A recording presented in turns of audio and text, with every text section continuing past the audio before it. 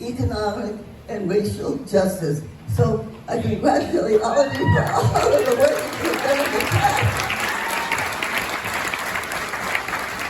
And I know that all of us are going to keep working together, and I know that maybe not in my lifetime, but in the lifetime of this child that is here, Wendy's grandson, Judah, we're going to make it happen, and none of us are going to give up until we win. As Cesar Chavez used to say, the only time you lose is when you quit, and none of us in this room are quitters. So I'm going to ask all of you to stand up for a second.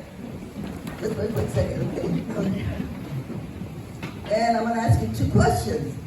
Some of you know this routine, so just wait for me, okay? So the questions I'm going to ask you, number 1, I'm going to ask you who's got the power, and I want you to say, we've got the power.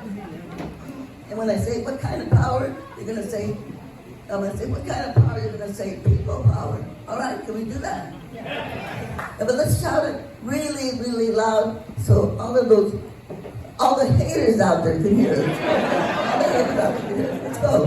Who's got the power? We got the power. What kind of power? People power. I will use our power to continue the fight for social, economic, and racial justice. What do we say? ¿Se puede? Sí, se puede. ¿Se puede?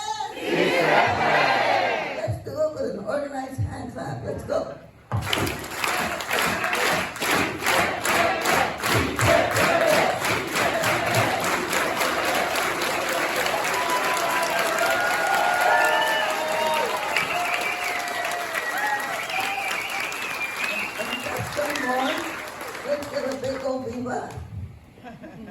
For the man that started this in his executive board. Okay, can I say, let's say a Viva for Human Agenda. Que viva Human Agenda! Que viva! Que viva Human Agenda! Que viva! Que viva Human Agenda! Que viva! But that's what I say.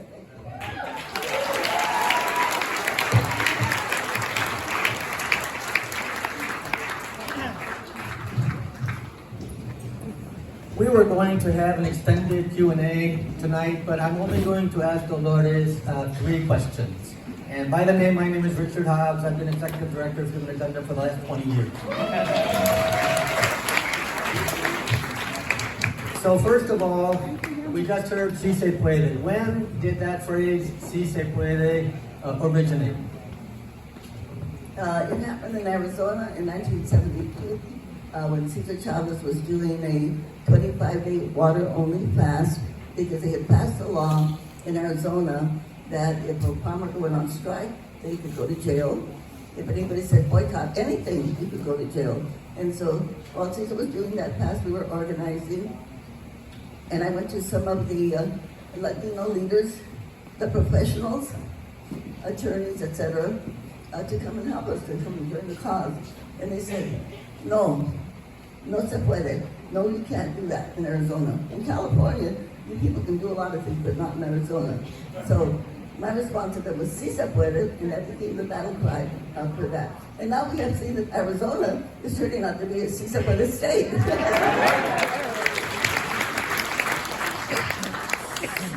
Second question, and a few people have asked me this. What did you find most remarkable about Cesar Chavez? Well, Cesar only had an 8th grade education, but he was always learning. He always had a book under his arm. Whenever he was traveling, he was always reading.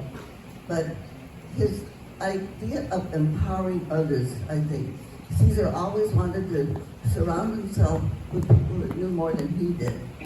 And one of the things that people don't know about the farm worker movement is that farm workers could have a training program.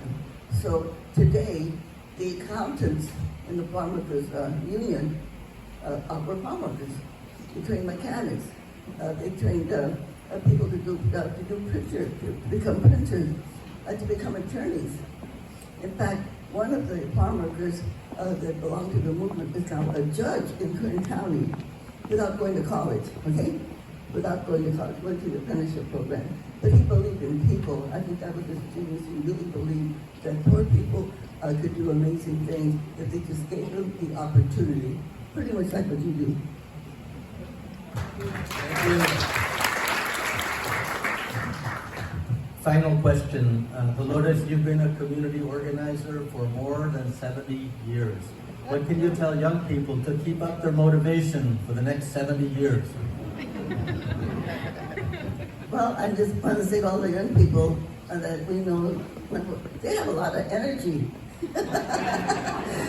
So you have all that energy, and the main thing to them is not to give up, and also to remember this, that a protest and marches are great, but you've got to march to the ballot box, and you've got to run for office, you've got to take the power, and always be open to, because one thing about leadership and power, as I've said a couple of times already, you have to empower other people. You know, the idea of being a leader is not how much glory you can bring to yourself, but how much power you can give to others so that they, in turn, can share that power with others, you know? So always be thinking of that, including and organizing and bringing people along with you. I mean, that is the main thing that we have to do. And never be afraid, and to have patience, okay? Because things don't happen overnight. It's a long, a long journey to justice. So we can't give up. Ladies and gentlemen, can we please applaud Dolores Huerta?